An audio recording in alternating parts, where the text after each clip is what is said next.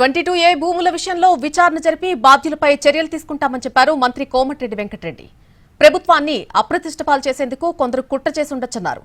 గత ప్రభుత్వంలో కీలకంగా పనిచేస్తున్న అధికారుల పాత్ర ఉండొచ్చని అనుమానాలు వ్యక్తం చేశారు. బాధ్యులు ఎవరైనా సరే కఠిన చర్యలు తప్పవన్నారు మంత్రి కోమటిరెడ్డి.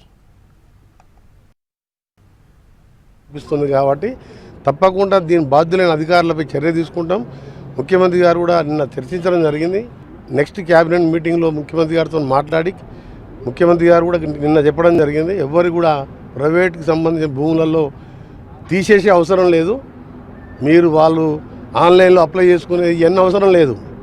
నేను చెప్తున్నా ఒక సీనియర్ మినిస్టర్గా మీరు అందరూ కూడా నిశ్చితంగా ఉండేది. మీరు అప్లికేషన్ పెట్టుకునే అవసరం కూడా లేదు.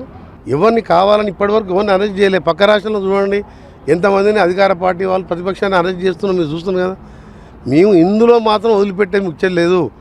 అప్పుడు అధికారంలో 10 ఏళ్ళన్న అధికారులను కూడా మంచి పోస్టింగ్లు ఇచ్చినాం. మా మంచితనం ఇవ్వాలా దాన్ని అడ్డం తీసుకొని ఎవరైనా చేసి ఉండొచ్చు, తప్పకుండా బయటకు వస్తుంది. ఇట్లా తప్పవరితో తెలిసిన తర్వాత ఎవరు రిజైన్ చేయాలి, ఏ అధికారి మీద చర్య తీసుకోవాలో బయటపడుతుంది. దీని మీద ఎటువంటి చర్య మేము వెనకాడుకు ముగియలేదు.